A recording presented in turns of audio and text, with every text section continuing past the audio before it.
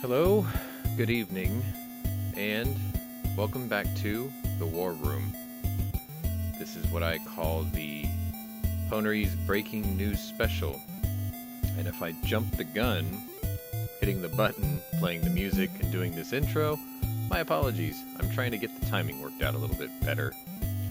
Anyway, today is day 10 of a conflict in the Ukraine that nobody thought was going to last more than 3 days. Us, them. I think the only people who thought it was going to last as long as it did are the people of the Ukraine, because they are a hardy, proud, and noble people, and they fight just like hardy and noble people, because it's their home. They have to. They've got nowhere else to go. They've got nobody else in their corner, technically. So anyway, it's going to be, I don't know if I'm going to call this a short show, because honestly, yesterday I thought it was going to be a short show, and it ran 3.5 hours. I don't know what's going on with that. I keep looking at my list of news articles for the day, and I always think, I don't have enough for you guys. And then it goes way longer than I ever expected. But I do appreciate those of you who made it here, those of you who are watching, those of you who like and subscribe, that will be on my panel tonight. This is a Herculean effort for all of us, because we're doing this every day. I think it deserves at least my attention, and maybe yours too, because this may be in your kids' history books in a couple of years. So I take it pretty seriously. But anyway, it's Saturday night, so I expected turnout to be a bit low. I figure most of you will probably see this in the replays later, or throughout the night, or maybe the following day, or maybe when you're at work Monday and you just play catch up, I think this series is getting to the point where I'm going to have to make its own playlist, because this doesn't really fly under the same radar as the week in review. That's more upbeat and entertaining and lively, where this is pretty serious. But before I start bringing in my panelist, I wanted to kind of get you warmed up for the theme of the day. So I'm pretty sure I wrote it down there in the scroller at the bottom. And the theme today is accusations are flying, and I think the reality for Zelensky is setting in.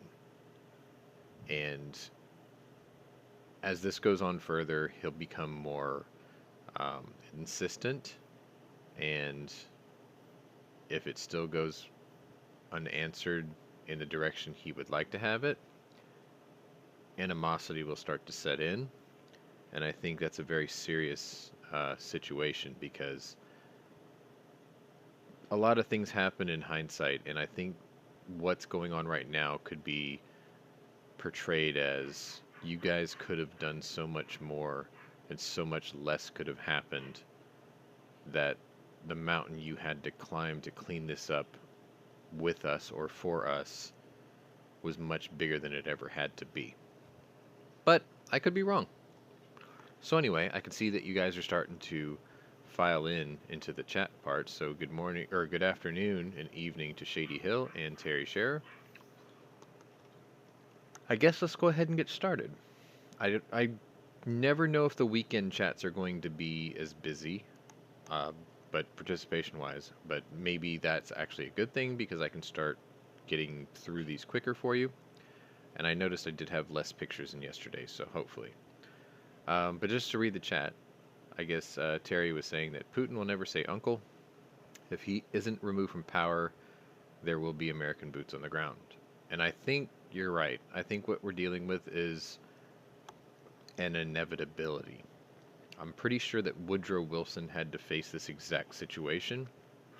And then once the Lusitania had been torpedoed off the coast of Ireland and Americans died, it sort of tipped his hand and he couldn't ignore it anymore.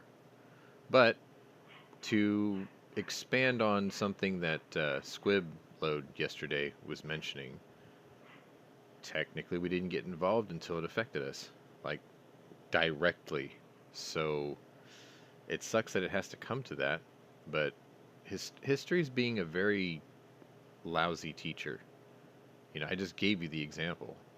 World War II is sort of the same thing. We turned the oil spigots off for Imperial Japan, and they decided to basically sneak attack us and prevent us from stopping their Southeast Asian incursion. Had we not done that, it probably still would have dragged us into the war eventually. Either way, we're sort of in this situation now where the world is watching, and you've heard me say this either on the Saturday shows or even on this one, that the whole world is watching, and everyone is picking sides right now, just like the previous two world wars. Something happened in a small area out in the middle of nowhere. Now, when I'm talking about World War II, I'm not talking about what happened at Pearl Harbor. That was years after the war already started. But you have to think about these little snowflake events that create the avalanche that starts a war. So, like for instance, the assassination of Franz Ferdinand, I think that was in Yugoslavia. So it was like one guy, leader, gets killed in kind of a fledgling country that's not really on the map in terms of geopolitical power, and that event triggered all the surrounding nations to pick sides and have an excuse to go to war.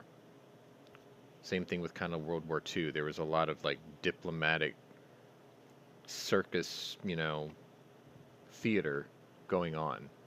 And you had, I forgot his name. You had the previous prime minister before Churchill go and speak to Hitler, and he was getting all these false assurances. I'm sorry that I forgot the name offhand. It's been a long day.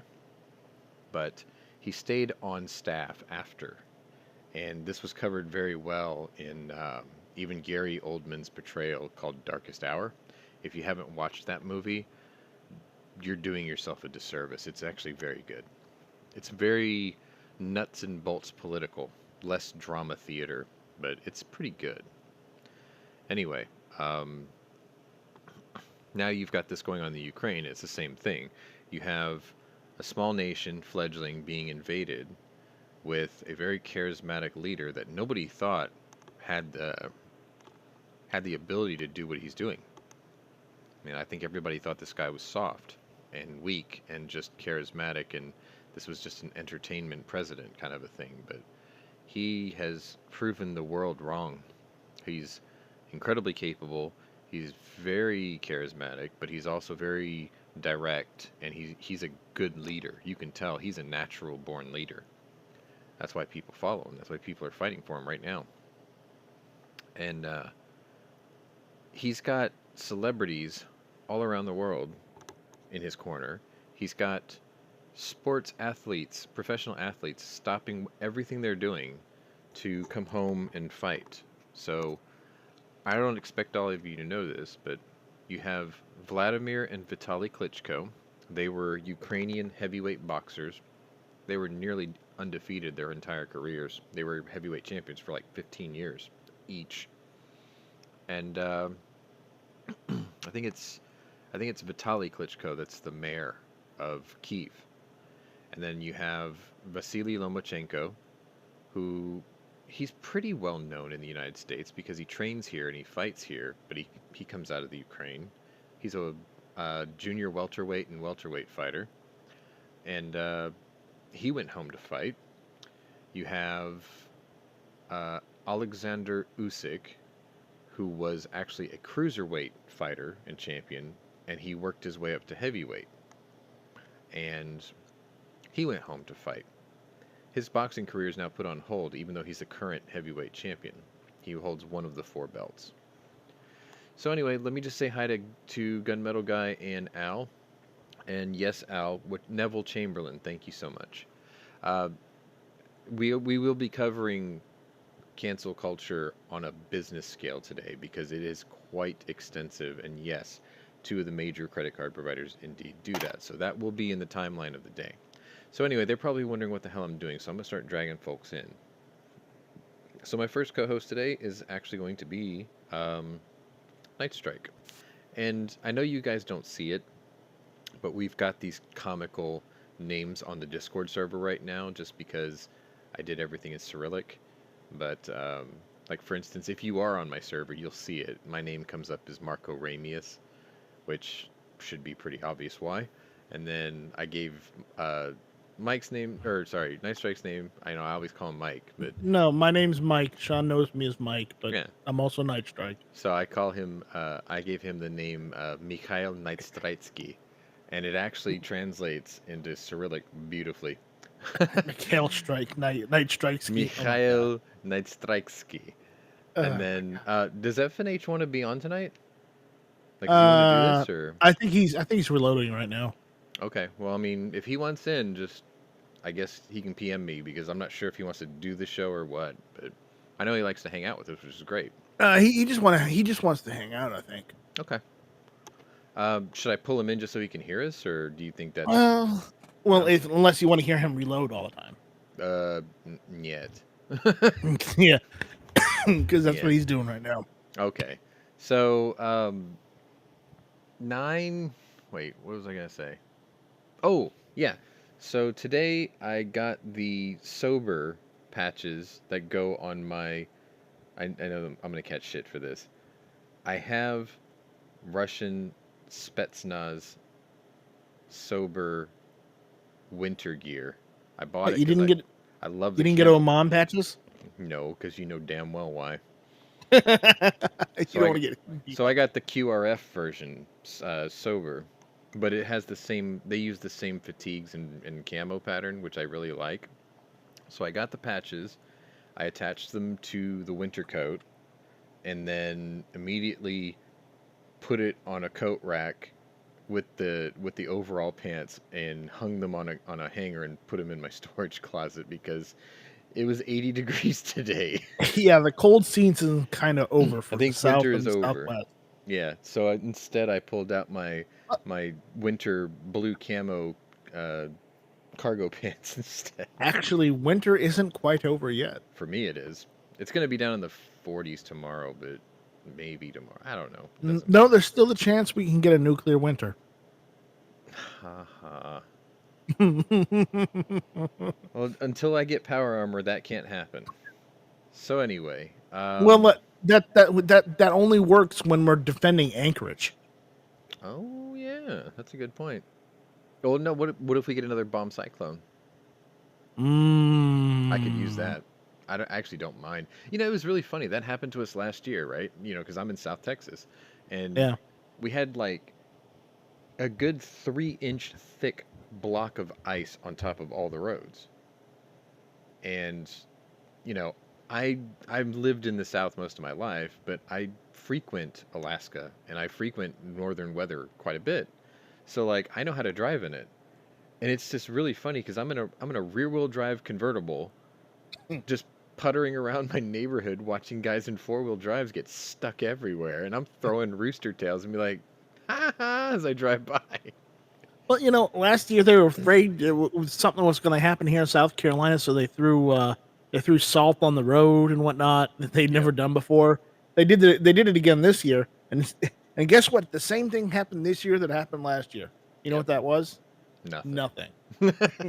So that so every so often you'd see a pile of salt that they just threw off the truck, and I'm like, no, we had that problem one year too. They brought all the stuff in and they didn't need any of it.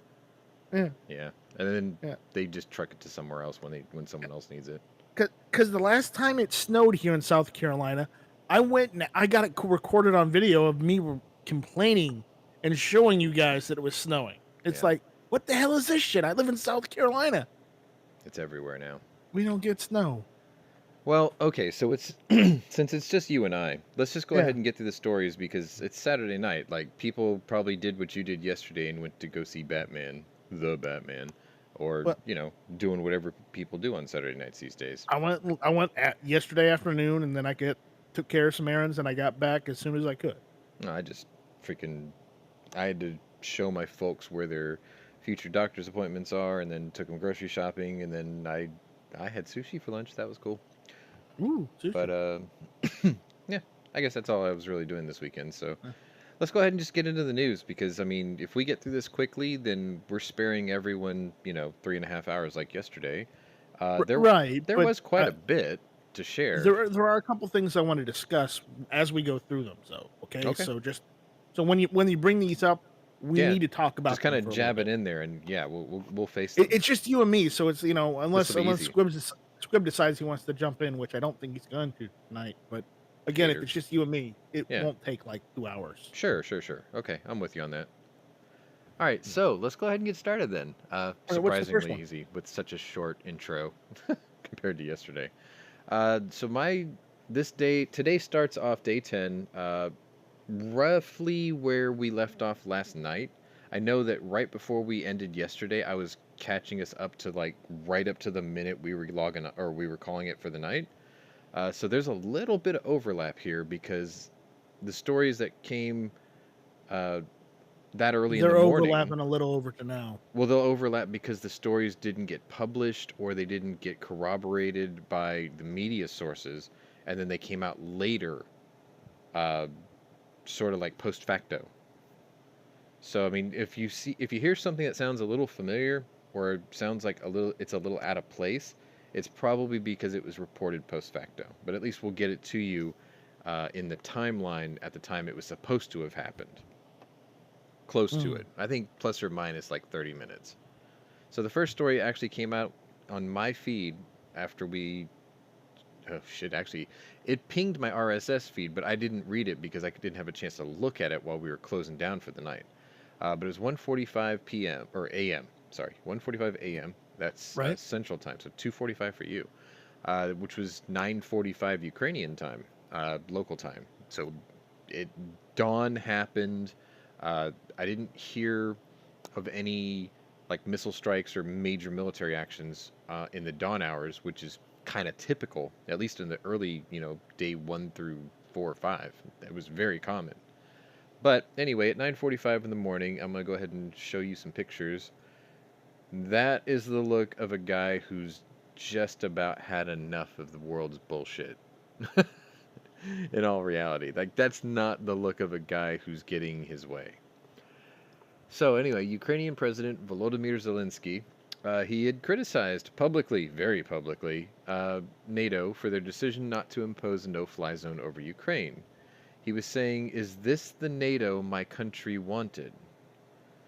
Which is something that I think you and I have been saying for the last 5 or 6 days, right? Like the animosity would build and these questions would start to arise. The problem is these politicians that are in charge of their countries in NATO and in the United States, they they don't want to get into the war, but the people that support Ukraine want us to do something. They don't care whether we get into the war or not, or we send more aid over there, but Right. something needs to be done. And NATO is just sitting on their goddamn asses, on their thumbs, doing nothing with their thumbs up their ass. Well, okay, so after we had talked to Squib as long as we did last night, I I have a good understanding of his perspective, and I don't disagree with it, but I have a different way of looking at this now because the people in NATO who are saying no to Zelensky's requests are not the people who will Protesting. be going there. They won't be the pilots. They won't be the soldiers. They're just the paper pushers. And what's funny is the groups of people who are protesting that we should do more and get involved, those are the people who will be there. Those people's children will be there, or they will be there, or they will be conscripted and end up there. So it's like the future fighting force are the people who will end up being the ones on station, on theater. And the guys that are saying no will never step foot in there. They will never fire a shot. They will never bleed like those who are demanding we go do something. Because those are the people who are actually going to go and fight, or their No, family Al, members, or that's their correct. children. That's exactly right. What the politicians care about is getting reelected. Period. Full That's stop. Yeah. very true here. But when you have like NATO allies, those Which is like countries, 30 countries, right? 33, I think. So maybe they're the same way, but I'm not going to try to suggest that because I don't know how they work. You know, their election processes are different anyway. They might not have term limits. They may have extreme term limits. So you may have a NATO full of incumbents that can't get reelected anyway. So maybe they do want to leave their mark on the world and history, much like Putin, because they're not coming Mm, back. You never know. All I'm yeah. saying is he's asking for these things, right? Nobody's answering him or telling him flat out no. And the reasoning is this: the leaders and the NATO folks, their reasoning um, is because They're if afraid. they no, as soon as we step foot into Ukraine, as soon as an aircraft is flown into Ukrainian airspace and engages a Russian, then they're right. Squib's right. You are now intimately a belligerent nation. You know, you're Well, fighting the other belligerent nations, right? So I get it. By saying, "Oh no, we're just sending money and guns and blood and medicine," we're not actually involved. You kind of are. You're still a co-conspirator because you're still helping those who are killing Russians. And I have a story in here, and I think we even covered one yesterday. um, Putin called it out. He was like, mm-hmm. "If you're going to fly in here, I'm going to kill you. If you are providing this aid assistance to my enemy, then you are still my enemy." He's not wrong. He's absolutely You, right. you have what he said today on the docket. We're just not the combatant, but we are still his enemy. So Mm, he can respond in kind as if we're the enemy. So anyway, let me well, finish the rest of that part of the story. okay. Um, Keep going. Keep so going. So, you know, he was asking, is this the NATO we wanted? Today, the alliance's leadership gave the green light for further bombing of Ukrainian cities by refusing to make a no-fly zone. That's a pretty heavy accusation. You could Mm-hmm. close our sky, but I do not know who you can protect and whether you can protect NATO countries. He said that in a video that he uploaded to social media, so he made it, recorded it, and then sent it out because maybe he couldn't do that one live. In the address, however, he said that he's still grateful for Ukraine's friends in NATO, but I'm also grateful to our country's friends in NATO. And there are many countries of our friends and our partners, most of the powerful partners, those who help our state no matter what, from the first day of the invasion. And I'm sure until the victory, like I guess this part doesn't translate clean, and that's why we do not feel alone. We continue to fight. We will protect our state. We will liberate our land. Right. So, like, he's recognizing that we feel like our hands are tied behind our back. But he wants us to recognize that we're just prolonging the inevitable. We're going to get involved. We always do. The world always does. It's just how many more of his people in his country is going to be destroyed in the process. Okay, so I have Scottish Naya. Let me go pull him in here. So, good evening. Fashionably late, but it's cool. Scott? Well, he'll chime in when he chimes in. So anyway, let's go on to the next story. Unless you have anything else you want to add to this. I don't know. I think we should. I think we should skip to the one what Oh no, Putin said today. it's a timeline. We'll Well, get there though. I it's because promise. it basically directly intercedes with this one. I know, but I'm doing this on a timeline. Just, I guess what we're Ah, saying is keep the first story in mind because we will get to the other one, and then you can jam that in there, saying, "Hey, that's what I'm talking about." It's fine. okay. All right. It's fine. All right. Keep going. So, I don't know how to describe this, but it's sort of like Gone in 60 Seconds, but with boats. Uh, What? yeah. 8:45 a.m., quarter to 9 in Italy. So, early morning hours of Italy. Yachts belonging to two of Russia's wealthiest oligarchs have been seized in Italy as part of the European Union sanctions. The raid by Italian police, the Carabinieri, took place Friday, according to the BBC. Authorities seized a 213-foot yacht worth $27 million owned by Alexei Mordashov in the northern port of Imperia. Now, I just wanted to take a little side note here.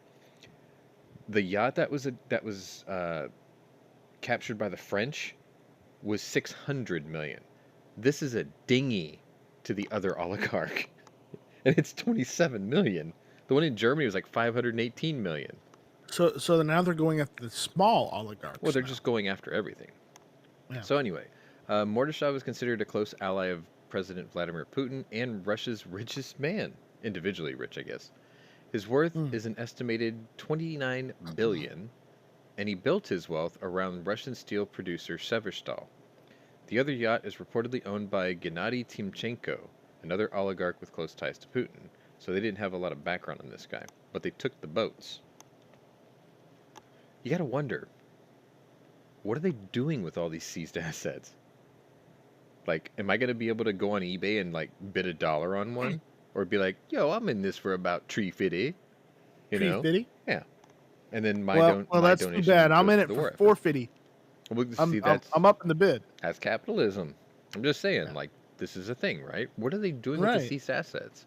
They're gonna sell them. I mean, wouldn't it technically be Grand Theft Boat? Yes. It's also a legal seizure in a way. Yeah, well, It's like, no, it's not really, because you're docked in my country, and our country doesn't like your country, and you're a Russian oligarch, so tough shit. Thanks for the Yeah. boat. They'll See, just that's- issue a French title, or in this case, 2 Italian boat deeds or titles or whatever for it, and off they go, right? that's why if I ever have a boat or a Mhm. yacht, I'm getting guns mounted to the boat, and I'm having people man those guns. All right. I'm with you. That way, you know, be afraid anyone who tries to take over the boat. Yeah, but are you really going to take on the entire Italian Carabinieri? I mean, think about it. Their SWAT team uniforms are designed by Fendi. Their plate carriers are made by Fendi. They're like the most dapper cops to like light you up.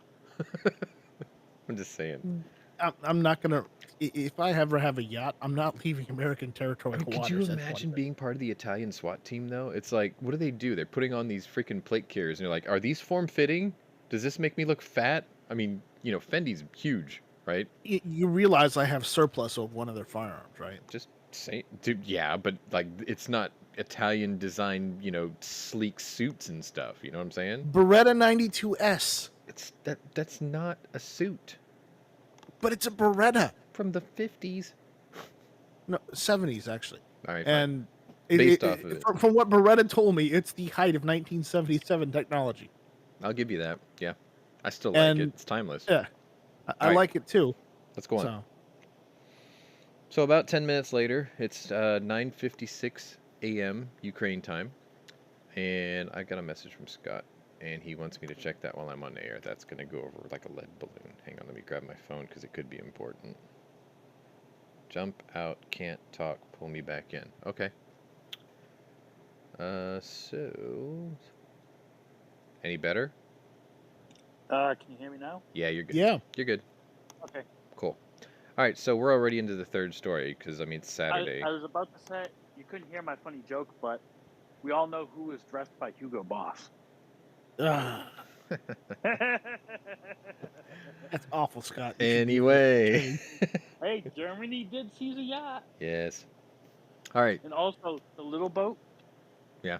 Boat you take to get to the big boat. It was 213 feet long. I mean, it's a pretty good sized boat, but I mean, in terms of value compared to the other guy's boat, that's a dinghy. It's driftwood. Anyway, like they flex on each other. Like I bet that guy with the $600 million yacht has a pet panda he calls Flippy. I'm just saying. He's got one of those miniature dwarf giraffes, like in that stupid commercial. On the boat. I think he On meant the boat. flipper. On the boat, exactly. All right, so 9:56 a.m. Ukrainian time, Russian forces in southern Ukraine were advancing towards the country's second largest nuclear plant. This is getting weird, right? One day after attacking the largest facility, the troops were closing in on the nuclear power station in, oh god, let me try this. It's in Cyrillic. It's Yuzhnokrensk. Don't ask me to say that again. Use no claims. Yuzhnokrensk. Ranks. Sorry. My Russian's rusty. Like, I haven't used it in 10 years. Anyway, I haven't used my Russian in 20 years. after Russia's previous attack Thursday targeted the Zaporizhzhia, I always get that one's easy for me, Yeah. nuclear plant in Enerhodar. That's a tongue twister. The council met It Friday in an emergency session at UN headquarters in New York City in response to Thursday's attack. Do nothing. Do nothing. The threat to the plant... Oh, God, it's in there again. The threat to the plant in Yuzhnokrensk was in imminent danger. Okay, it's getting easier now. Russian forces are now 20 miles enclosing from Ukraine's second largest nuclear facility. So this is the imminent danger continues.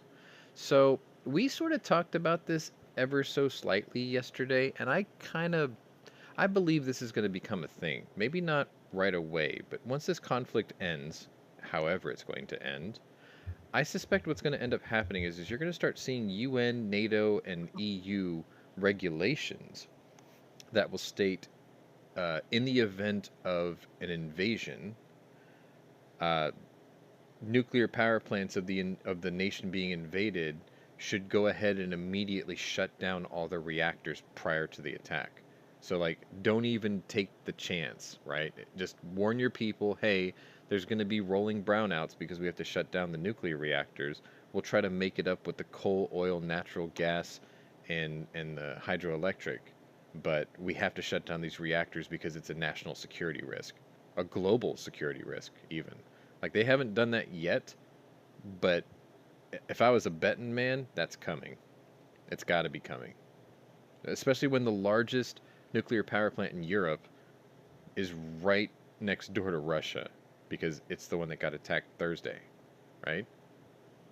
There's regulations coming. They just bet. Luckily, they didn't punch any holes through the actual reactor building.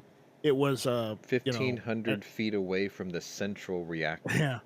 Yeah, it was another building they hit instead. Because it was in the way. Right. But the thing is it was the closest to the central reactor out of the 6, which means if it hit the center one and it went up, it would have been a domino effect on both sides. It would have took out the 2 above it and the 3 below it. Or, sorry, north of it and south of it. It would have been horrible. So I suspect you're going to start seeing things like regulations for shutting down your reactors. Basically turning your reactor into a giant inert lump of control rod, you know? And then they just all evacuate the building.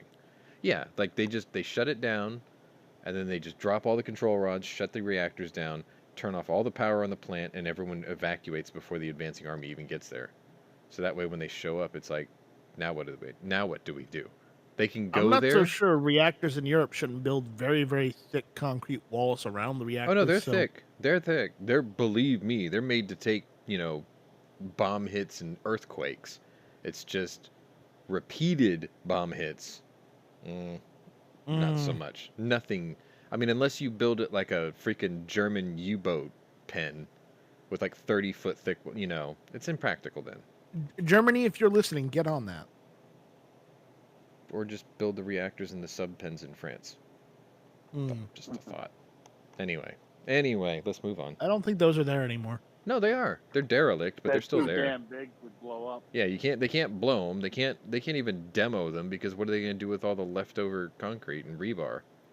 It's not like it's not particularly recyclable. Have to use. Well, yeah, and you would ruin 500 quadrillion carry the one, jackhammer bits. It's just not worth it. I don't understand why not just reuse them. Yeah, turn them into like wine cellars or something. They tried blowing them up once, and this was right after the war. They tried blowing them up, and they found a couple derelict fucking U-boats inside. Yes. One section. I did read that. I did see that. It was amazing. The French actually used them years afterwards. Actually, I think there was a smaller sub pen in like Lyon or something like that, and they converted it as basically like a covered marina for private boats. Yeah, but it was expensive. Oh yeah. Anyway, Well, that's probably where one of the Russian oligarchs' boats is. no, they're usually at the French Riviera on the south coast, not on the north.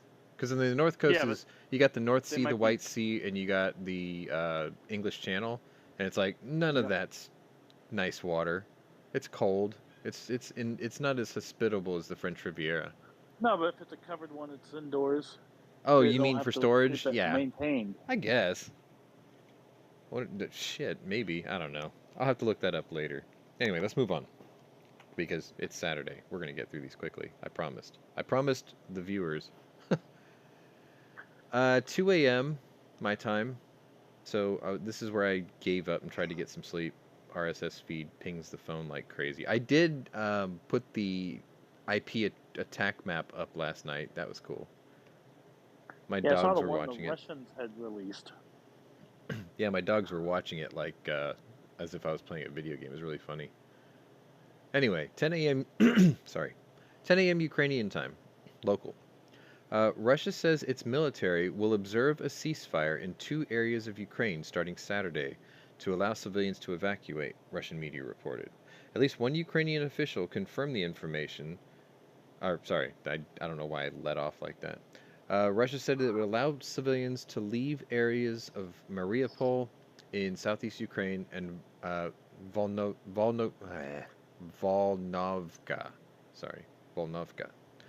In the eastern, I gotta stop writing the city names in Cyrillic. In the eastern part of the country, beginning at 10 a.m. Moscow time, 2 a.m. in the eastern U.S. The vaguely worded Russian statement was unclear how long the ceasefire would last. In Mariupol, an administrative official said that the ceasefire there would last until 9 a.m. Saturday, and a humanitarian corridor for transporting people and supplies would start at 4 a.m. The corridor in that area would then extend from Mariupol to Zaporizhzhia. That's where the nuclear plant was attacked. Anyway, that was by Pavlo Kirilenko, who's the head of the Donetsk region military civil administration that includes Mariupol. The Russian media report came after Alexei Danilov, leader of Ukraine's Security Council, called for such a humanitarian move. Meanwhile, the UN World Food Program warned that millions of Ukrainians will be needing food immediately as the war affects supplies and stores. In Washington, Congress scheduled Saturday to consider a request for $10 billion in humanitarian aid and security funding for Ukraine. Now, I don't think I wrote the follow-up story to this, but when I woke up this morning, the first thing that popped up in my feed was, I'm going to paraphrase this, those dirty, stinky, lying Russian bastards are attacking the columns, the evacuation columns. Like, somebody said that fighter aircraft strafed it while these people were trying to get away, which is pretty crazy. But I do have a follow-up story past that accusation. That's why I was saying accusations are flying or whatever. So it's going to be that propaganda war again. So let's move on. About an hour and a half later, it's almost lunchtime in the Ukraine, about 11:36 a.m. their time. U.S. Secretary of State Antony Blinken on Friday, the day before, said that the U.S. wasn't seeking regime change in Moscow. How neutral of you. In any event, it's not up to us, he said to an interview in BBC from Brussels. See, it's easy to say these things. It's easy to say these things when you're thousands of miles away from the hot zone. Yep. The Russian people need to decide their leadership. They needed to decide whether the leaders that are there are actually advancing and representing their needs, their interests, and their will. It's absolutely not up to us. So what he's doing is he's offhandedly provoking the common man in Russia to rise up and begin a coup, essentially. So, Blinken said he would ask the Russian people, if he could, how the, quote, war of aggression, unprovoked, unwarranted, on Ukraine is helping them in their everyday lives. How is it sending their kids to school? How is it getting you a job? How is it cleaning up your air? How is it dealing with the things you care about? He questioned. On the contrary, he told the BBC The Russian people are tragically bearing the burden of President Vladimir Putin's war because of the massive sanctions imposed on the country by the U.S. and its allies. He's basically provoking a coup. It's just, how are they going to do it? You know, like, look at the gun control situation in Russia. Some folks have shotguns, right? They're popular in Russia because there's some sort of loophole that allows them to own shotguns. But other firearms and munitions, not so much. How are they going to stop Oman? How are they going to stop Sober? How are they going to stop the FSB? If I had to guess, there's probably as healthy of a black market for firearms in Russia as there is here. Probably more so. Probably. Like, they don't have an NFA. They have a you're not having anything. So their black market's more devious. Well, their black market's also got a lot more full autos available. Yes. Let's face it, all the guns that they're stealing are all military guns. Of course. Or stolen. Which are probably stolen by the soldiers and sold off, like, I don't know, they were doing right before and selling off their rations and gasoline. Yeah. Nope, I'm with you on that. All right, let's move on. So I have a good update for you now. And this was 12:37, just after lunchtime. Like, if you were Ukrainian and you were just eating, I don't know, a canned ration because half your apartment block is bombed out and you could really use some good news after the last 10 days, then this story is probably for you.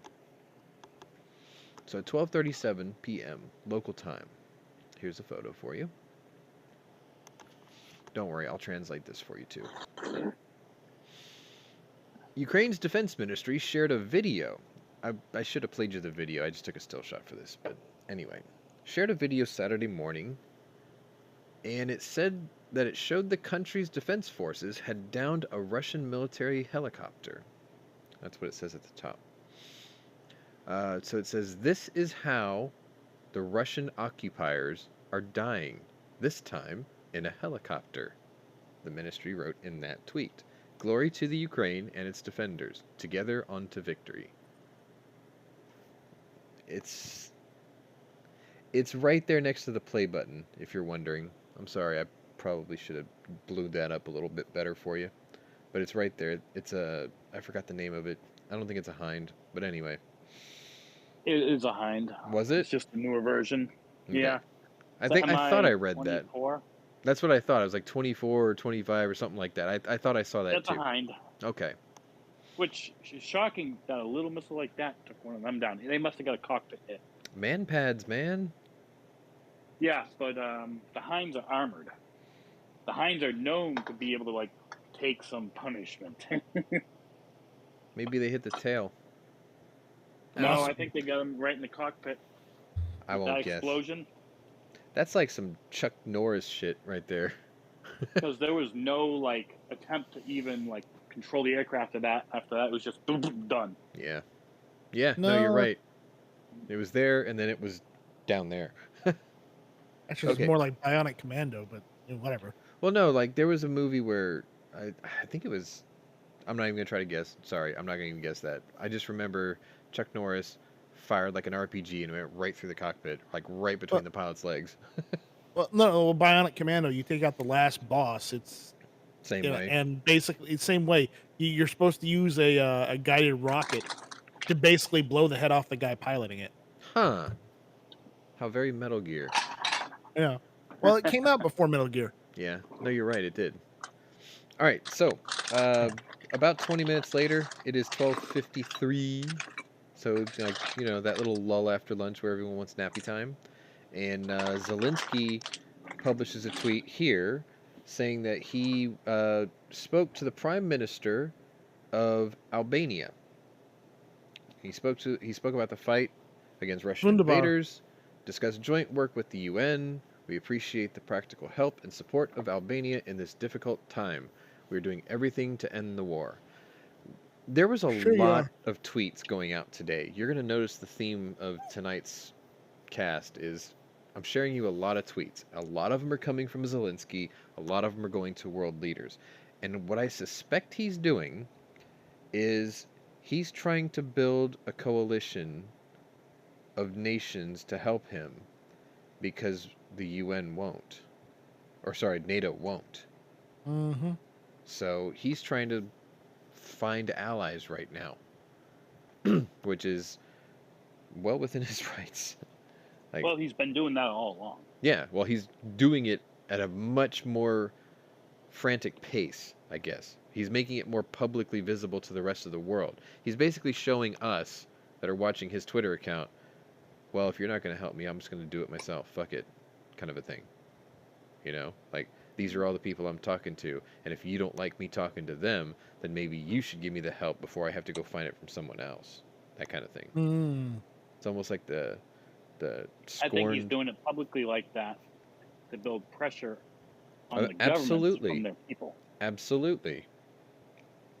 All right, so about an hour passes. Now it's 1:54 local time over there, and the deputy mayor of Mariupol said that that Russian attacks have continued on the city despite the ceasefire order that was to allow the civilians to evacuate. Now, you remember I was saying that there was planes strafing the columns and things? Surprise, surprise. It's almost as if the Russians don't abide by their agreements. Funny. They don't. Russians doing Russian things, you mean? Yeah. So this is the quote from the mayor of Mariupol. The Russians are continuing to bomb us and use artillery. This is crazy.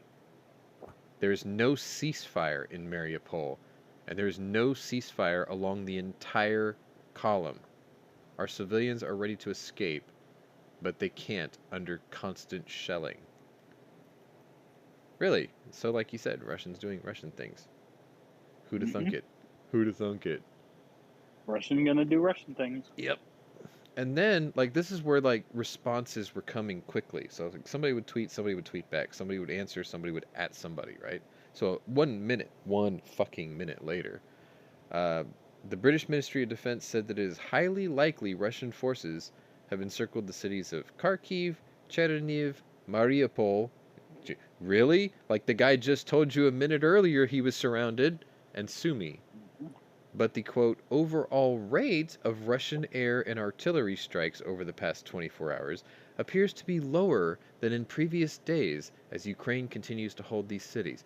Well, that's a fucking relief, isn't it? Tell that to the guy who just got his wife killed by a piece of shrapnel because they're still shelling him. They're just not shelling him as much. Jackass.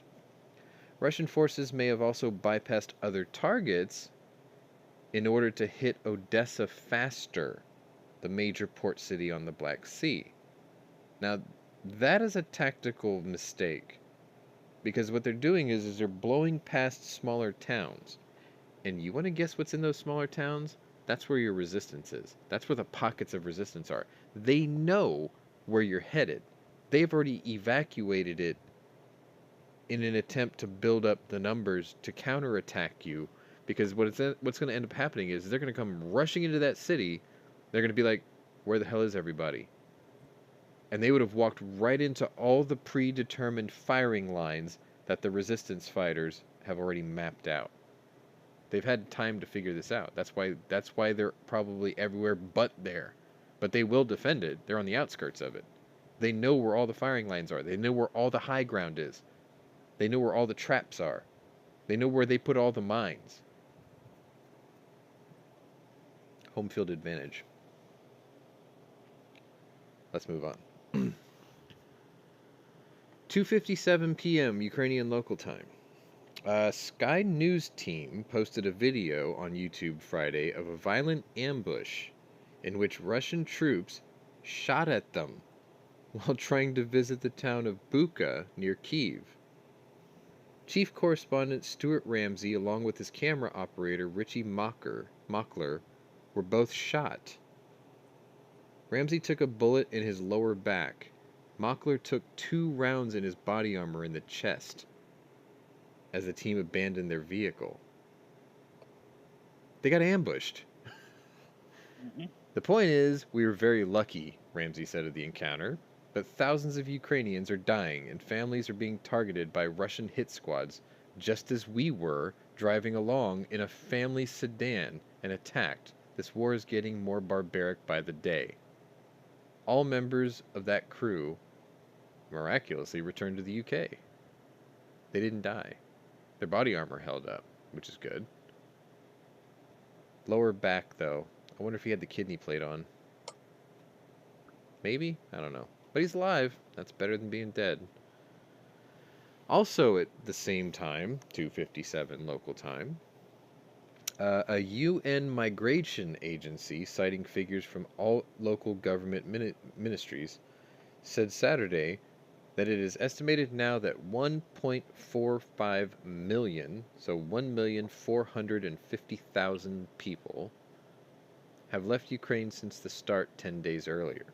The International Organization for Migration said that people have fled to Poland, Moldova, Hungary, Romania, and Slovakia. Poland received the largest number of people, with 787,300 crossing its border in the past 10 days.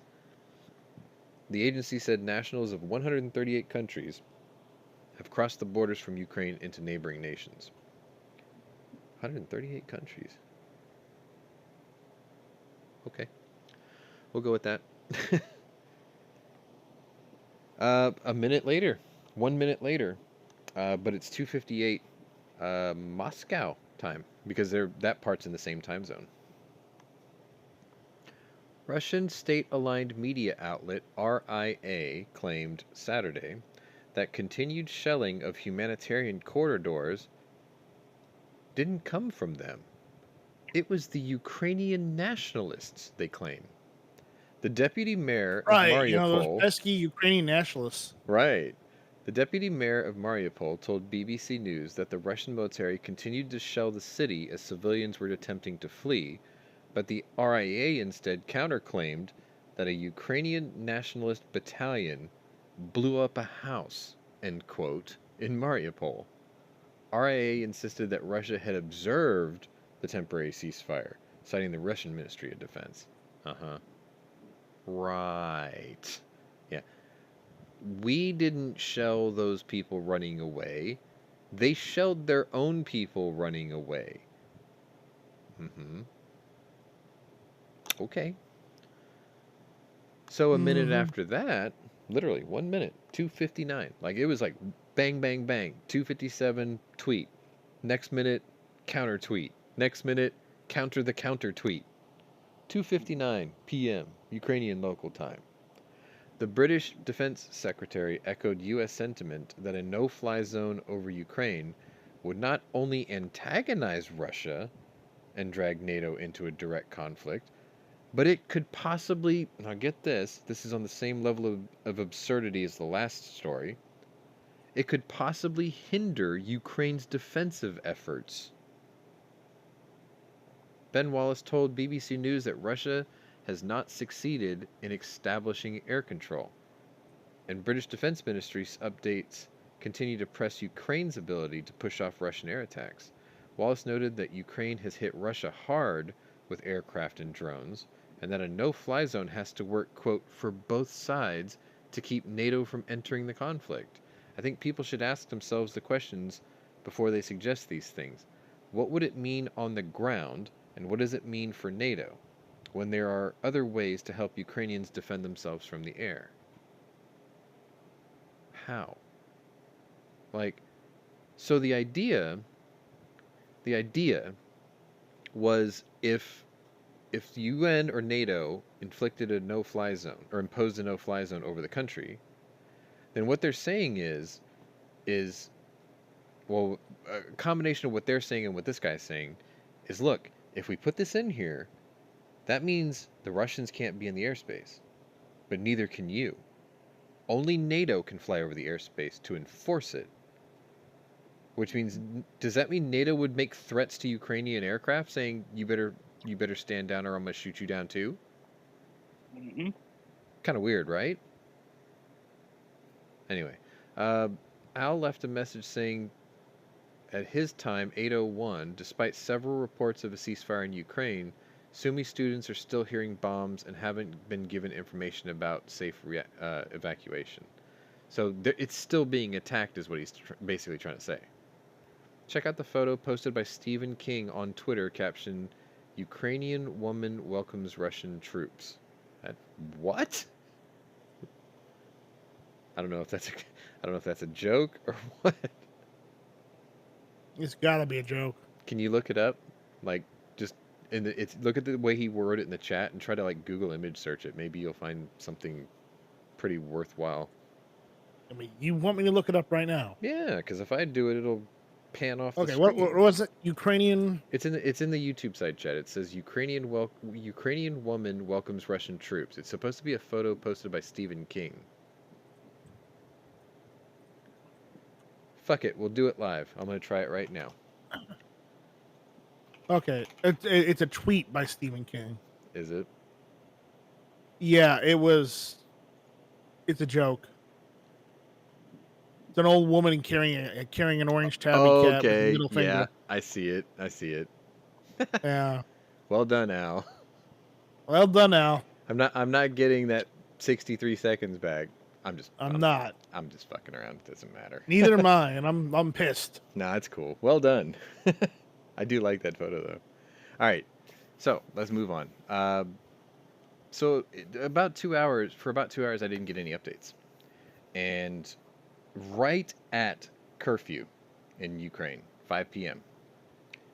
This is pretty absurd, actually, to me. Like, he waited till the minute that the curfew hit. I guess because he wanted to make sure that he had maximum exposure when he televised this. What a dick, right? Mm-hmm. Wait a minute. Really? Did I not blow that picture up? Oh, I didn't. Here, let me blow it up in real time. Boom! There you go. Is that better? I'm not. So he had this yes, interview. better. Russian President Vladimir Putin said Saturday that any third-party no-fly zone would amount to, quote, participation in the armed conflict. You know, the same thing that Squib was saying. Mm-hmm. As Western officials continue to refuse establishing any such zone over Ukraine. Putin raised the matter during a visit to Aeroflot, that's the Russian state national airline, during which he spoke with trainee stewardesses and addressed the status of the conflict. He claimed that this special military operation is unfolding according to plan, with almost all of Ukraine's military infrastructure destroyed, and again stated that Russia isn't sending conscripts into battle. Really? I mean, these 17-year-old kids that we're seeing pictures of with their papers that have their date of birth and blood type on it, they're not conscripts. Papers, please. Papers, Not please. unless you join the military when they're like 15. Yeah, maybe he's just taking them right out. What do you call them? The Russian Bear Scouts? Russian Cub Scout? I don't know. Because you figure it takes at least a year to get a soldier trained up properly. 8 weeks here. Yeah, but that's just initial training. Yeah, well, okay, figure. That's induction training. All right, so 8 weeks Get them basic, through all their 15 weeks actual AIT. Well, okay, so It the takes one about a thing year. one of the things I was going in for was 15 weeks AIT, but I guess you're right. Maybe. I don't fucking know. Whatever. Anyway, the finest of apes have arrived. Here, let me see if I can give you a banana for the finest of apes. There you go, sir. I don't know if he wants Yeah, so you can throw it at somebody. He can throw it. I don't care. He can. I don't know. He can stick it now if he wants to. All right. So let's continue. We're making good progress today. Well, actually, no. Go ahead. We're not, because you mentioned you didn't read the whole thing. What? Because he also stated in that situation that anyone who's imposed sanctions on Russia is akin to declaration of war. That was later, but okay. That's basically everyone in the world. Spoilers, but okay. Thanks. It was part of It was a part of the same thing. No, was it with the Aeroflot one? I Maybe. think so. You might be right. It's fine, but you're correct. They did say that too. Basically, economic sanctions is akin to war also. Notice he didn't mention anything about cyber attacks, even though we did about Article 5 or whatnot. All right, so 3 minutes later, Secretary Blinken, again, spoke with the state counselor and foreign minister of the People's Republic of China, Wang Yi, about Russia's invasion of Ukraine. Blinken reiterated that the war is premeditated, unprovoked, and completely unjustified. He noted that the world is watching to see which nations stand up for the basic principles of freedom, self-determination, and sovereignty. Blinken underscored that the world is acting in unison to repudiate and respond to Russian aggression, ensuring that Moscow will pay a high price. The gist of this story, it went on and on and on because it had like stuff from before what led to it and what they're thinking is leading after, a lot of conjecture. Basically what Blinken is saying is we see you're in action and we're not stupid and we know what you're doing and we're putting you on notice. That's essentially what he did today. Because if you notice, China's been kind of quiet, a little quiet, and it's either because they're scared shitless or they're just planning to proceed without the help of Russia, thinking that they're too tied up with this whole Ukraine thing themselves. I don't know. We'll see. A minute after that, Elon Musk, the winner of the Battle of the Blofelds 2020, overnight said that, quote, some governments had asked SpaceX to block Russian state media on its Starlink internet satellites, but said, we will not do so unless at gunpoint. Now, think about this. Governments are asking him to block Russia's broadcast. And he said no. He specified that it wasn't a request from Ukraine. And he also added, I'm so sorry to be a free speech abolitionist. Absolutionist. Sorry, I wrote that. I said that backwards. Who is this? Hang on. Gotta check my phone, because, if I flip the private messages, I'm gonna screw myself. Oh. I guess he doesn't know I'm a part of that server. Anyway. Moving right along. When a commenter argued that Russia's state media was propaganda, Musk simply replied, all news sources are partially propaganda. Some are just more than others. Now, he's right. I think if he puts out the broadcast of Russia's propaganda... Night Strike says his power just went out. Okay. Anyway, if he puts out the Russian propaganda, that means more people are exposed to it to see it for what it is. So maybe he's not wrong in turning it off. Maybe he's actually right turning it off or leaving it on. Maybe. As long as you can separate the fact from fiction and go, how's this Russian media saying this, which completely contradicts what we see on TV every night? Like, how do they even spin that? Almost like, how does the President of the United States claim that these high energy prices are only because of Ukraine and not because he canceled the Keystone Pipeline? It's the same kind of what?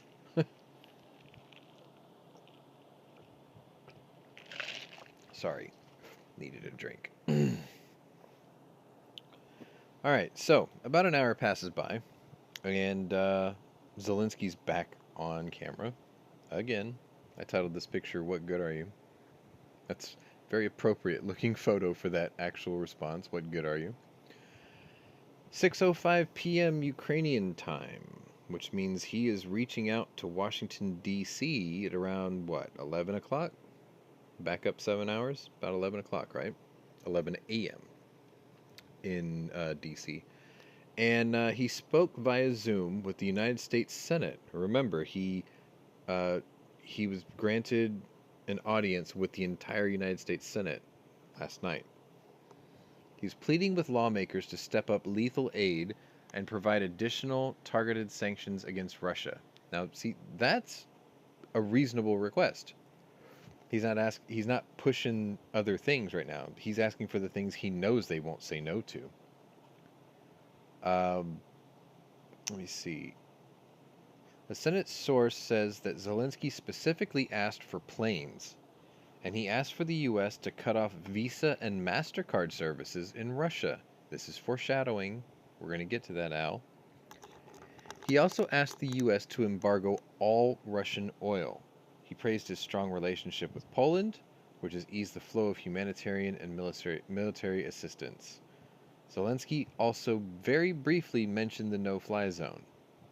I think he put that in there as a footnote because he knew that was the part where all their brains would turn off. They just wouldn't, that's the part where they're going to ignore him. All right, moving right along. 6:25 p.m. Ukrainian time, 20 minutes later. Russian President Vladimir Putin, again, says that Moscow will view any attempt by any other country to establish a no-fly zone over Ukraine as active, quote, participation in the armed conflict. We hear calls to impose a no-fly zone over Ukraine, he said, during a meeting with flight attendants. Okay, so yeah, Mike was right. This was at the Aeroflot meeting. Fine. With this meeting, it was his Russian flight attendants. It is impossible to do from Ukrainian territory. It can only be done from the territory of other states.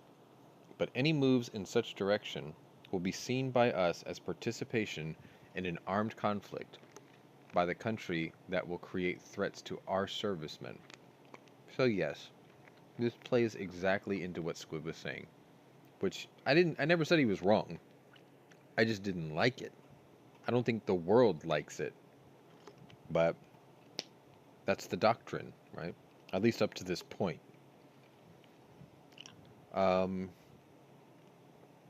That very second, we will view them as participants of the military conflict, and it would not matter what members they are. Putin pledged that the realization of demands to do so would bring catastrophic results not only to Europe, but to the entire world, and called Western sanctions against Russia akin to a declaration of war. See, Mike just had to hold off a little bit longer. In addition, Putin reportedly said Ukraine could potentially... This is the most absurd part of this story. I got to start this part over. In addition, Putin reportedly said that Ukraine could potentially lose its statehood if its leaders continued to resist Russia's military invasion. Now, remember, special military operation, right? This is the first time that he said the quiet part out loud. You could lose your statehood. First of all, they don't want to be your state, so kiss their ass, right? Mm-hmm. So now he's saying, well, then you're going to lose your statehood, and you're just going to be Russia. You could lose your statehood if your leaders continue to resist my military invasion. He said that part out loud. I thought he wasn't invading. I thought this was a special military exercise. Because he doesn't view Ukraine as being a separate country. No, Even but though he was he willing knows to let them legally keep they the are. state, as long as they stayed puppet to him, like Chechnya. Anyway, the current leadership needs to understand that if they continue doing what they're doing, they risk the future of Ukrainian statehood. He warned if that happens, they have nobody to blame but themselves. What an arrogant shitlord. Mm-hmm. Because nobody's doing anything to oppose him other than... I want to go back to this picture real quick of Zelensky. This guy right here with his what the fuck pose. And I think the perfect response for him is, I'm not going to be told what to do by a bald-headed buffoon. Because he's got a great head of hair. Just saying. Like, he could just troll Putin at this point. Because what else is he going to do, right? Anyway, let's move on. 11:09 a.m. Central Time, my time. So I'm not even at lunch yet. This is still breakfast-ish hours. 7:09 p.m. Ukraine time. So we're starting to hit the dusk hours. So this is where I'm starting to assume that infantry is about to get spun up and start doing their land-based shenanigans for a couple hours before it's too dark. The State Department Saturday issued new guidance to Americans in Russia. Now remember, it's also 7:09 in Moscow. Urging them to, quote, leave immediately. The new guidance is a step up from Wednesday's guidance that Americans in the country should, quote, consider leaving. The U.S. Embassy in Moscow also announced Ambassador Sullivan will host a virtual town hall for Americans in Russia this Wednesday. The moral of this story is, if you haven't left by now, you're retarded. You've been seeing this for 10 days, okay? The original guidance was you should consider leaving. That was Wednesday. So that would have been day 7, week into this war. And they're saying now, just today, you should probably leave Russia. File that under duh. Good evening, Patrick. I see you in the chat with the finest of apes.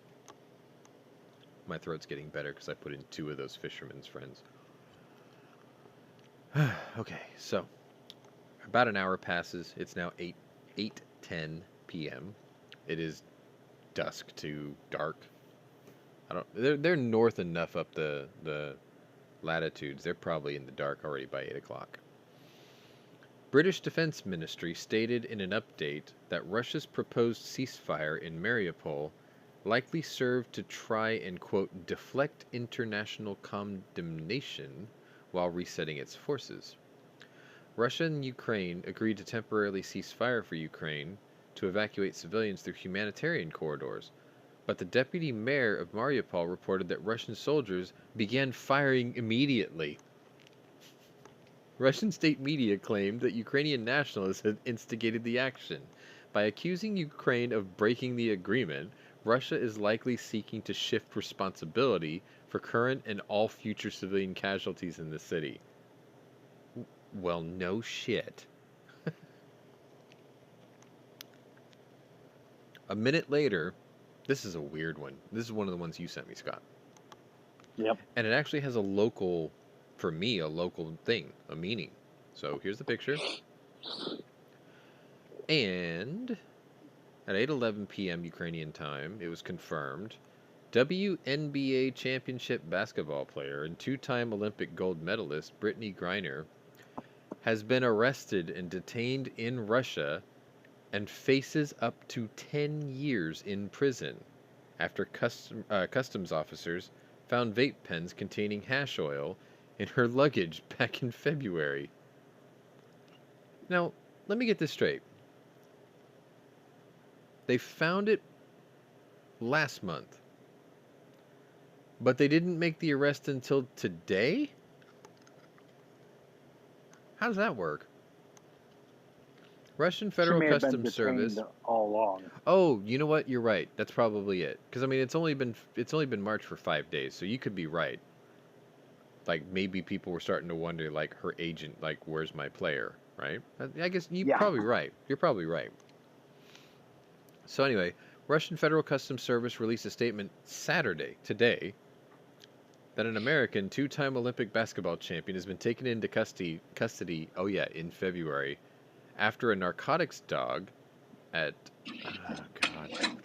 it's Sheremetyevo International Airport, Moscow, alerted the athlete's luggage. Is something like this going to be the thing that gets the United States involved? Nope.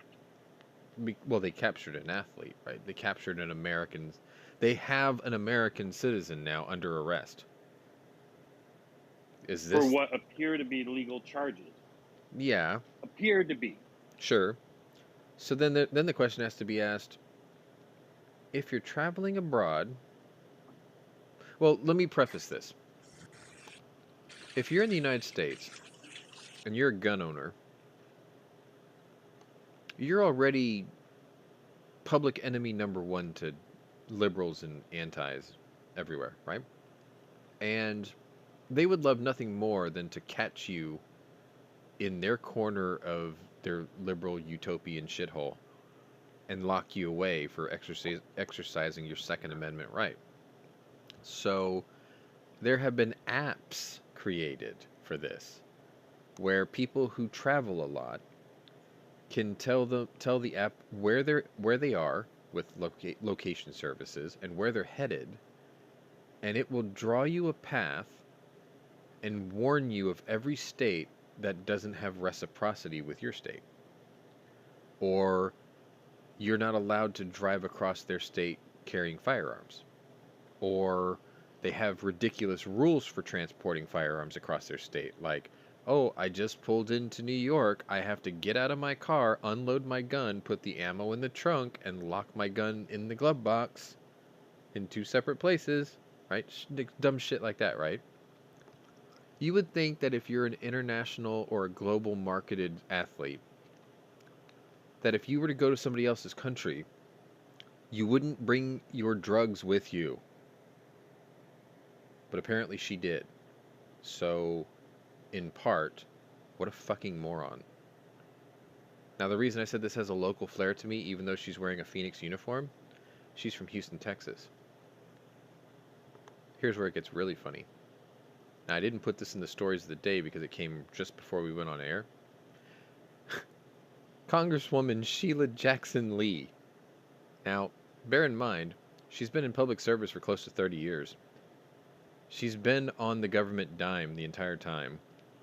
She's a fake civil rights activist. She's a loudmouth, belligerent shit. And she vows that she will get Miss Griner released from Russia immediately. Really? How about you hop a plane to Moscow and go see how well that works out for you? And if you don't come back, well, at least that solved one of our problems. She's useless. She's just a foghorn leghorn in politics. She has done nothing her entire tenure. And the idiots of her district in my city keep reelecting her. Oh no, she spent 30 years race baiting. Yeah. So she accomplished something. I get. Well, Just perpetuating nothing good. something that someone else started then. She didn't start it. She just kept it going. So she still hasn't created anything.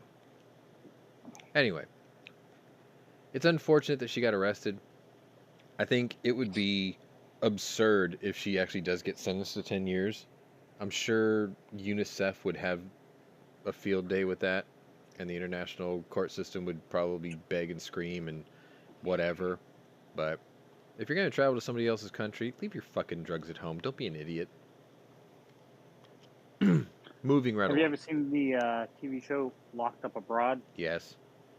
If you're traveling abroad, you should probably watch that show. Yeah. Yeah. I'd say so. More of a third world type country. All right, so 9:14 p.m. Moscow time. So it's after. I'm in the afternoon here at home, but it's 9:14 in Moscow. Israeli Prime Minister Naftali Bennett and Russian President Vladimir Putin ended their closed-door session in Moscow after roughly 3 hours. Bennett arranged the meeting with the knowledge of and in coordination with the United States. Sorry, I don't know why that was so hard for me to read. Anyway, he had the blessings of basically the U.S., Germany, and France as part of ongoing talks with Ukraine. He raised concern about the situation of Israelis and the Jewish communities in Ukraine and affected by the conflict, and touched on the progress of nuclear talks in Vienna. Reiterating opposition to the nuclear agreement, Bennett then flew out immediately to go speak with German Chancellor Olaf Scholz. He's the one that replaced Angela Merkel. Yes, Al, I know exactly the one you're talking about. Dumbass. Anyway, So I guess this was a reiteration of the. Basically, they had like a let's bring it all together type situation with Intel. So 2 p.m. my time, 2:16 p.m. my time, which would be quarter after 10 p.m. Ukrainian time. And there was a bunch of statistics and figures put out. More than 1.25 million people. Oh, I have a picture. Sorry. Let me get that up there for you. Bing. This is actually people escaping from Kiev, and they're walking underneath destroyed bridges for, I guess, air cover. Anyway, more than 1.25 million people have fled Ukraine since Russian forces invaded on February 24th. This was from the International Organization of Migration. The mass displacement marks the largest humanitarian crisis Europe has seen since World War II, which is asking for the IOM is now asking for $350 million to support humanitarian efforts in the war-torn country. The International Rescue Committee called it the fastest exodus of the fastest exodus of refugees this century. Well, this century is only 22 years old.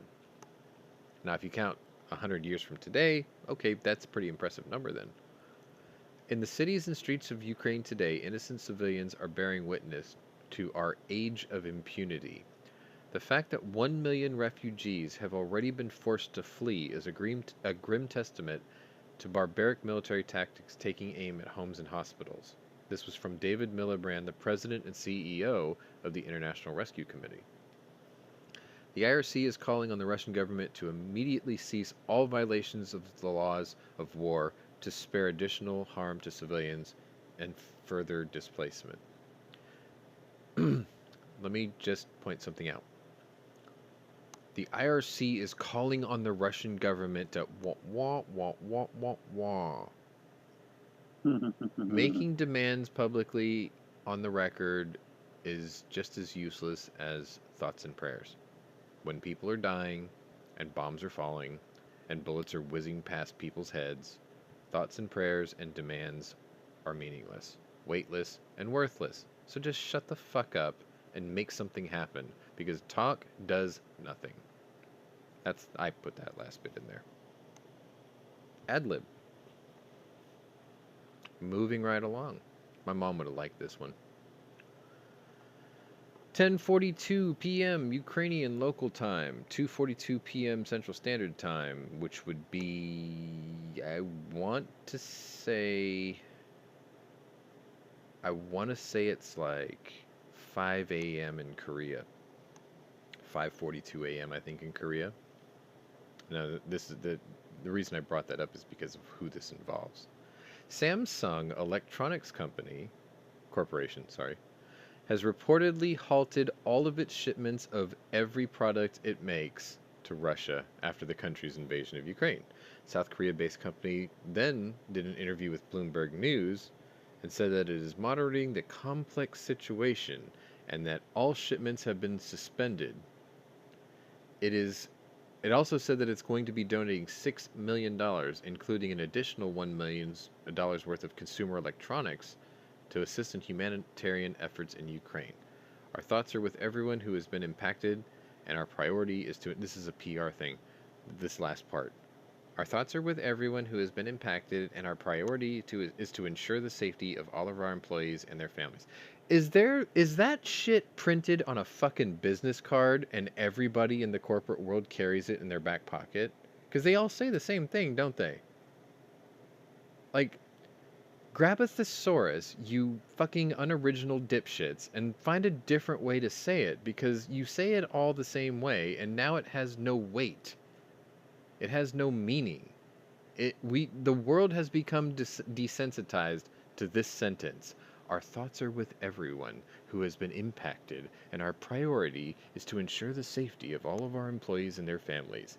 You hear the same shit after a hurricane blows through the coast of, like, South Carolina.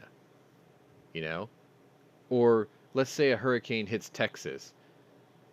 The president and CEO of Buc-ee's Truck Stops says, our thoughts are with everyone who has been impacted, and our priority is to ensure the safety of all of our employees and their families. Wow. No shit. Fuck out of here. Say it a different way. At least surprise me.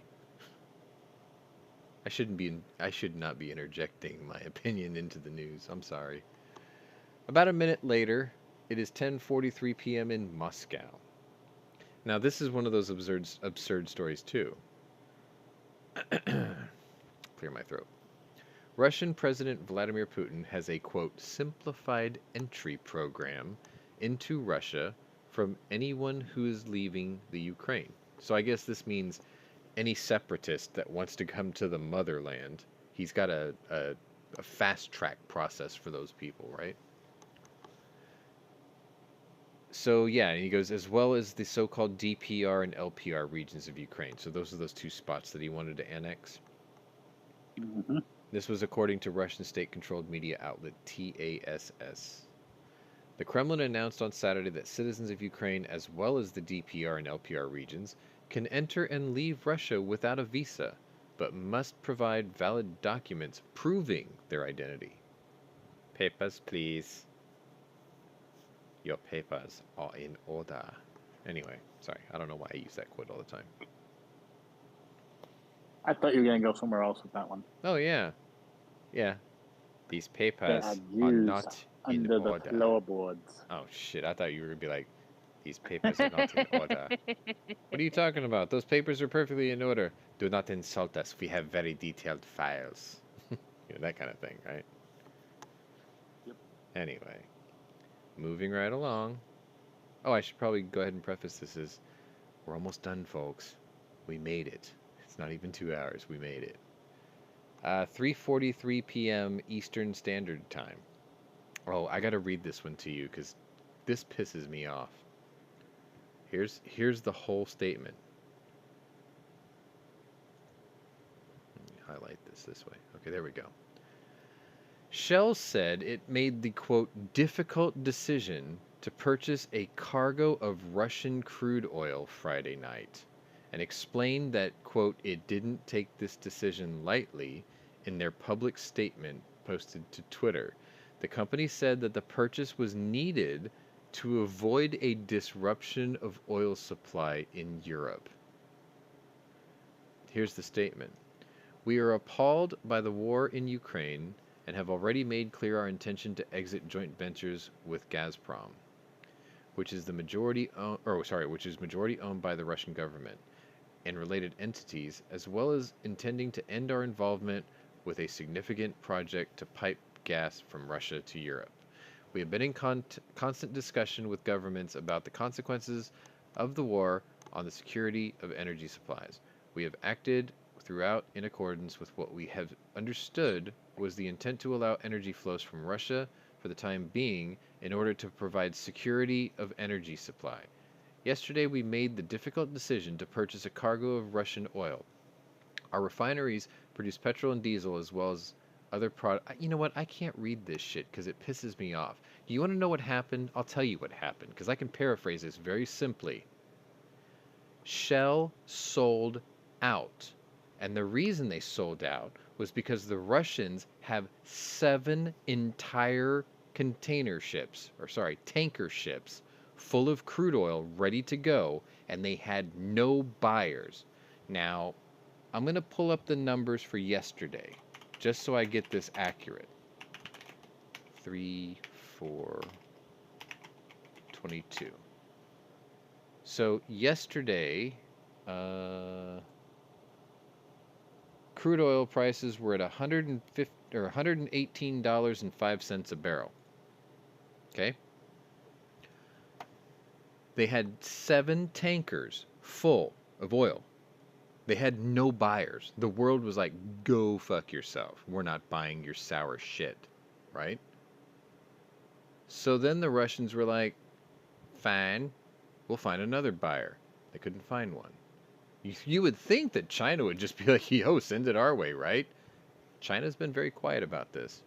So the Russians are starting to sweat bullets. They got 7 tanker ships full of oil and no takers.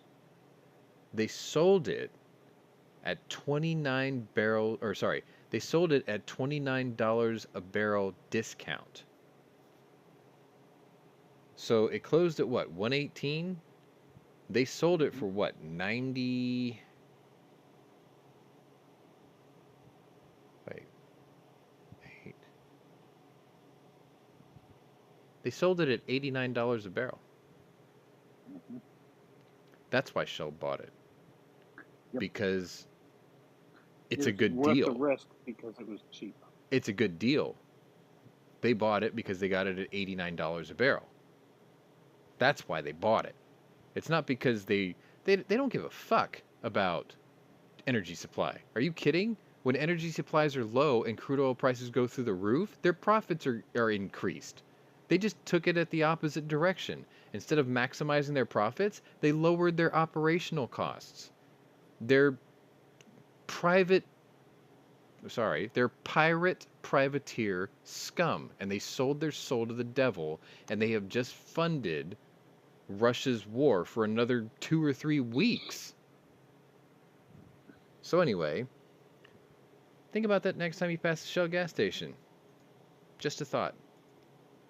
You utter fucking pirates. 4:45 p.m. This is an hour after Shell's difficult decision. I'm so sure it was so hard for them to make that decision while they were railing lines of coke off a hooker's ass. Probably in Russia. I've used that analogy before. I gotta think of a better one. Let's keep going. 4:45 p.m. Eastern Standard Time. Major global brands including McDonald's and PepsiCo and Estee Lauder have been pressured to consider pausing all of their operations in Russia. Think about that. That means they're still operating in Russia. Companies hand over fist all over the world are saying, go fuck yourself to Russia. Not McDonald's. Not Pepsi, not Estee Lauder. Apparently not Shell Oil either. So that is 4 things you have to keep in mind when you pass by them. Because they're funding Russia's war. Offhandedly, by proxy, whatever. Other companies that received the letter were Mondelez International Incorporated, don't know who they are. Fortinet Inc., pretty sure that's an internet thing. Kimberly-Clark Corporation, I used to know what that was, but not anymore. Bunge Limited, Coty Incorporated, Alnylam Pharmaceuticals, and Trimble Incorporated. Okay, you're gonna have to look up those corporations yourself, and then you'll see what companies that they actually own, because I'm sure that what a lot of people, like Patrick, since he shits red, white, and blue. Like, he's just patriotic as fuck. Probably the most. He is American Dad. Kind of. Just doesn't have an alien in his. No, maybe his mom's an alien. Kif? No, Kif was Zap Brannigan's guy. Anyway. Sorry, I'm on tangent here. But he still refused. Well, he does. He probably did find that funny, though. My point is you guys need to start making your boycott lists. If you want to do your part, you can just tell these companies that if they're going to do business with Russia, then you're not going to do business with them. I mean, we've done these boycotts before. Springfield Armory, for instance. Just a thought. Let's move on. People are drooling over that fucking Hellion? high power. Oh, I thought you were going to say the Hellion. No, they're high power. I kind of like the Hellion. If somebody wants to TNE me one, just saying. Anyway. None of the companies immediately replied to a request for comment. Well, I'm pretty sure, because the request for comment came from a guy like me going, "What the fuck are you doing?" Political pressure is building for companies to halt business in Russia because of its invasion of Ukraine. Yes, we know that. And sanctions are making some operations incredibly difficult. We knew that too.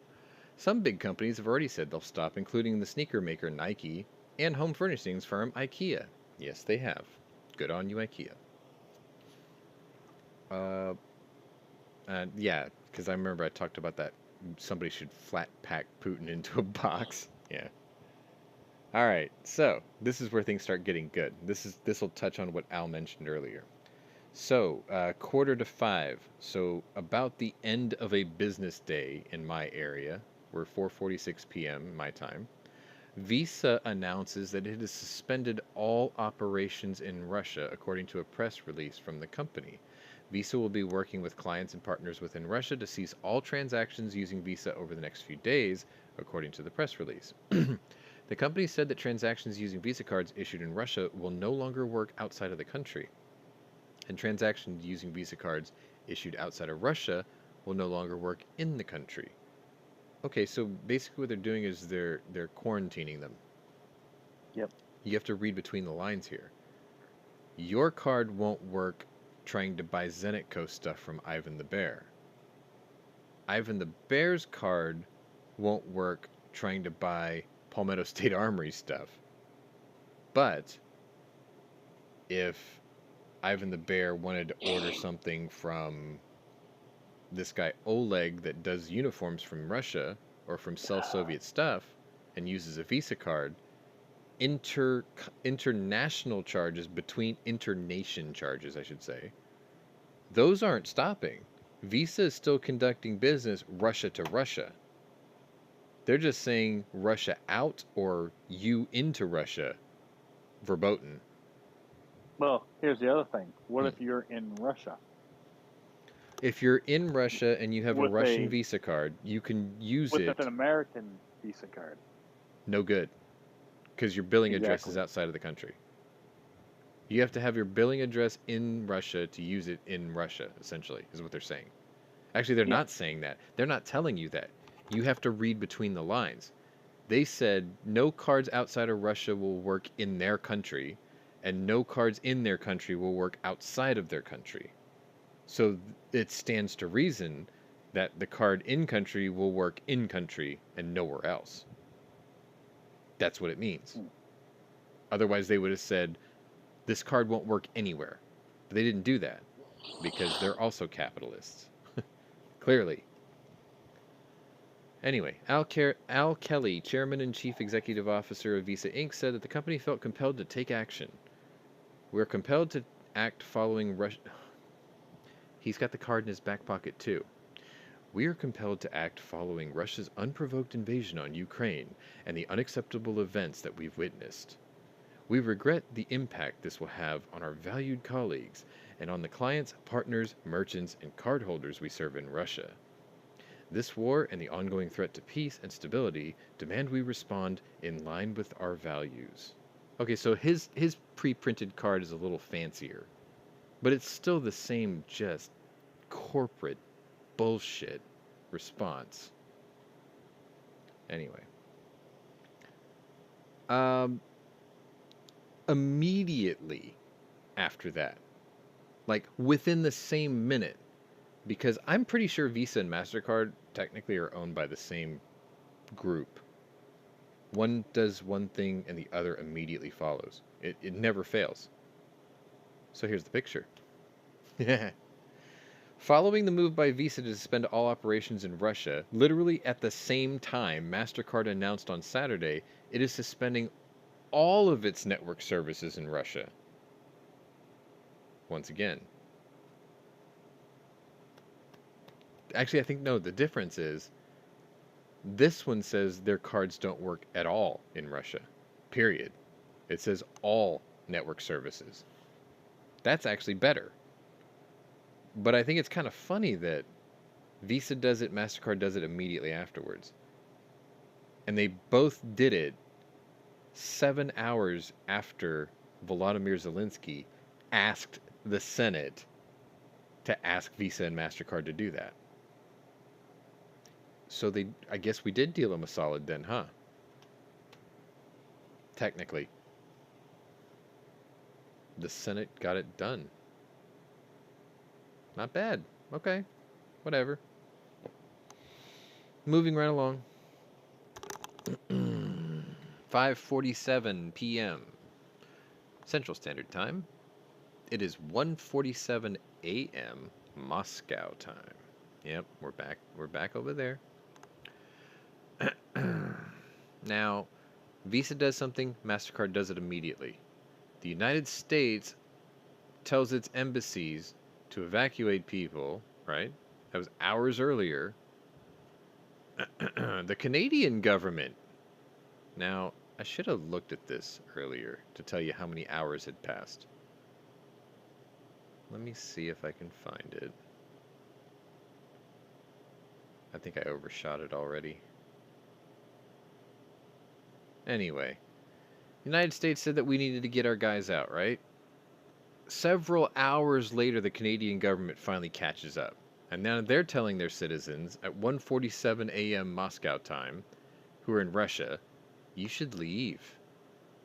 Due to the impact of armed conflict in Ukraine, if you're in Russia, you should leave while commercial means are still available.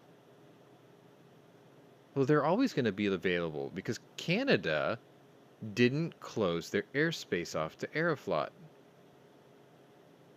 Unless this is foreshadowing that they're about to.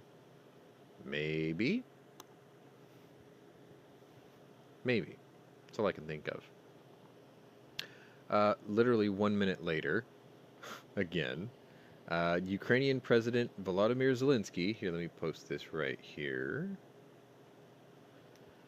Vladimir Zelensky said that he spoke with Elon Musk, and stated that the country will receive another batch of Starlink systems for the destroyed cities next week, so they can still post their videos of the atrocities happening in their neck of the Ukraine. That's amazing. First of all, how is Musk getting these things to Ukraine? Are they going to Poland and then taking a truck across? Or somewhere else? Or is there some other means?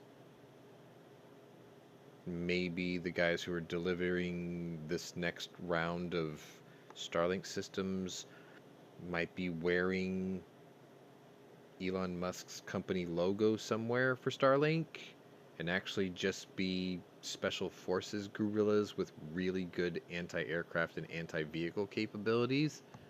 And they'll just say, here's your Starlinks. By the way, can you drop us off near that giant, juicy target known as the convoy that's 40 miles long outside of Kyiv?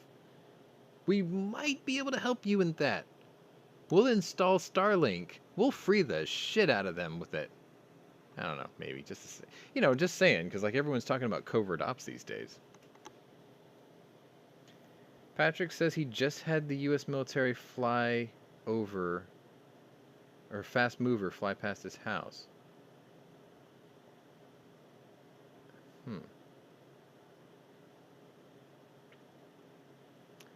Something moved past your house. Was it fixed wing or rotor? Anyway, let's move on.